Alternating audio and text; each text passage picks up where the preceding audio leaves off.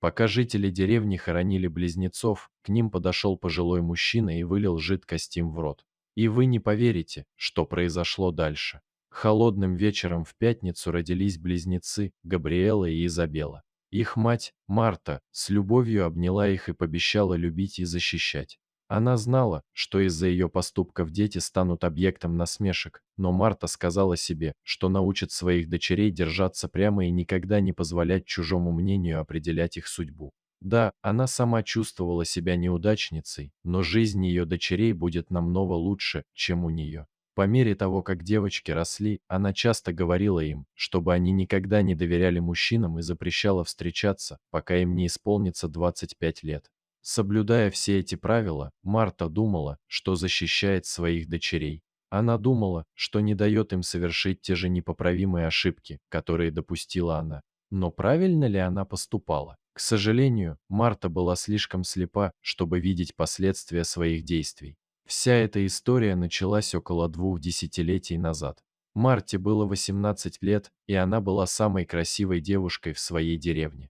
Многие состоятельные мужчины добивались ее любви и шли на все, чтобы показать, как сильно они заботятся о ней, но Марта не влюбилась ни в одного из них. Вместо этого она полюбила бедного деревенского охотника Альберта, который был старше ее на 15 лет. Когда Марте исполнилось 20, она решила, что хватит восхищаться Альбертом издалека и призналась ему в своих чувствах. Сначала они были друзьями, но через несколько месяцев официально начали встречаться. Марта знала, что Альберт не любит ее так сильно, как она его, но ей было все равно. Она была по уши влюблена в него и боялась, что никогда больше никого не полюбит так, как его. Что касается Альберта, то он считал Марту заботливой, красивой, молодой и покорной, что для него являлось примером идеальной жены. Он не сильно любил ее, но почему-то знал, что она сделает его счастливым и с ней у него будет душевный покой. И вот однажды вечером Альберт предложил Марте выйти за него замуж, и она согласилась, предвкушая семейную жизнь, наполненную счастьем и смехом. К сожалению, брак оказался совсем не таким, как представляла себе Марта. Буквально через год стало очевидно, что они не подходят друг другу. Марта хотела любви и внимания, которые Альберт на самом деле не был готов ей дать. Что еще хуже, они не смогли зачать ребенка, хотя все медицинские результаты показали, что Марта способна к зачатию. Так почему же она не могла родить? Что ж, никто не знал. Прошло 10 лет, а у пары все еще не было ребенка. К тому времени они уже жили как чужие люди в своем крошечном доме. Альберт стал очень часто уходить из дома, и по деревне поползли слухи, что он встречается с молодой женщиной из соседней деревни. Иногда он уезжал на месяцы, а потом и на целый год, пока однажды не уехал, а спустя 3 года так и не вернулся. Марте тогда было 40 лет, и она была одинока и несчастна. Именно в этот уязвимый период ее жизни в деревню приехал мужчина по имени Сэм. Они с Мартой случайно встретились на местном рынке и каким-то образом прониклись друг к другу симпатией. Видите ли, Альберт отсутствовал так долго, что Марта даже не знала, увидит ли она его когда-нибудь снова. А совсем рядом с ней был Сэм, который говорил ей, что любит ее и сделает все, чтобы доказать это. Он был любящим, заботливым и милым. Он был именно таким, каким Марта хотела видеть Альберта, поэтому она без памяти влюбилась в него. Довольно скоро Марта и Сэм начали тайно встречаться. Это было именно то, о чем Марта всегда мечтала. Так было до тех пор, пока однажды утром, когда она пришла к нему домой, соседи не сказали ей, что он навсегда уехал из деревни. Невозможно описать словами ту боль, которую Марта испытала в тот день. Через 2 недели после того, как Сэм уехал из деревни, Марта узнала, что беременна, и именно эта беременность привела к рождению близнецов Габриэлы и Изабелы. Над Мартой насмехались из-за того, что она забеременела от мужчины, который не был ее мужем, но она не позволила этому задеть ее. Когда Альберт узнал, что Марта родила, он, наконец, вернулся домой. Он собрал все, что осталось от его вещей, и уехал навсегда.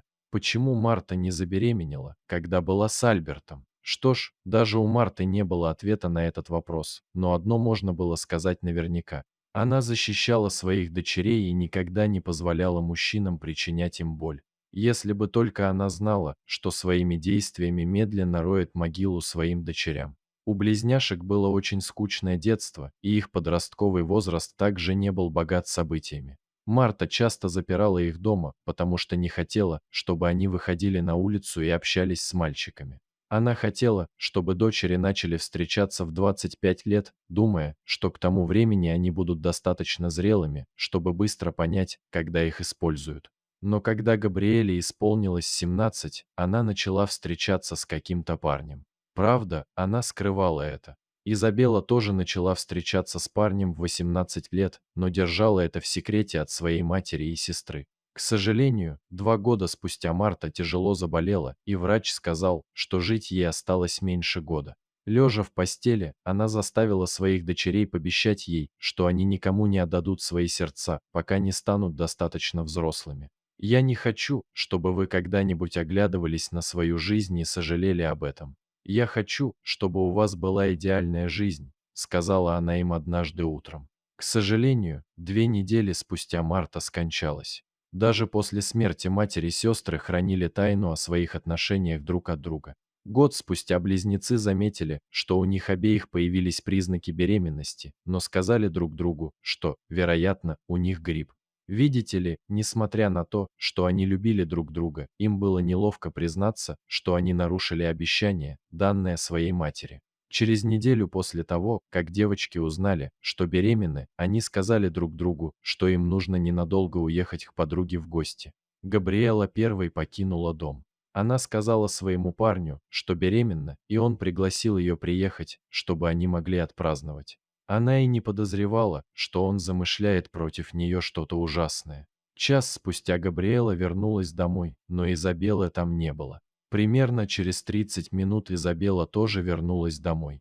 Две сестры начали болтать, когда внезапно почувствовали сильную боль в животе.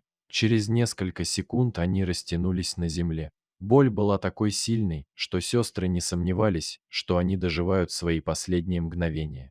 В этот момент Изабелла успела сказать: «Я думаю, что Тони Маршалл, мой парень, отравил меня. Я беременна, сестренка», прежде чем потерять сознание. Габриэла, которой было так больно, не могла поверить своим ушам. Ее сестра только что сказала Тони Маршалл, так же звали и ее парня. В этот момент все стало ясно. Тони обыграл обеих сестер, и он тайно встречался с обеими, а когда узнал, что они обе беременны от него, он решил лишить их жизни. Через несколько часов соседи обнаружили, казалось бы, бездыханных сестер в их комнате, и, поскольку у них не было родственников, они решили немедленно их похоронить.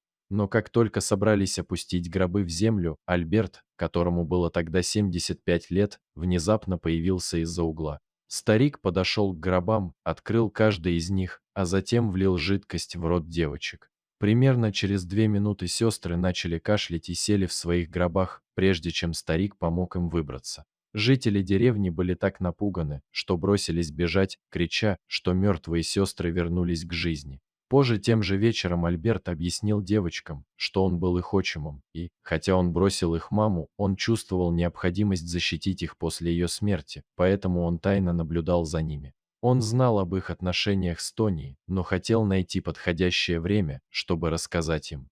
Всего за 2 дня до этого он видел Тони в кабинете токсиколога, но не придал этому значения, пока не узнал о смерти девочек. Тогда он понял, что Тони приложил к этому руку, поэтому быстро раздобыл противоядие и спас их жизни. К счастью, Тони был позже задержан. 9 месяцев спустя у Габриэлы и Изабеллы начались схватки, и каждая из сестер родила по двойне. Да, Марта была прекрасной матерью, которая пыталась защитить своих дочерей так, как считала правильным, но близнецы знали, что могут добиться большего. В отличие от своей матери, они не будут так строги к дочерям, потому что допускать ошибки и терпеть неудачи – это нормально. Дорогие зрители, если вам понравилась эта история, обязательно поставьте палец вверх и поделитесь этим рассказом со своими друзьями. Если вы впервые на этом канале и еще не подписаны на него, рекомендую подписаться прямо сейчас, чтобы не пропустить очередную захватывающую историю.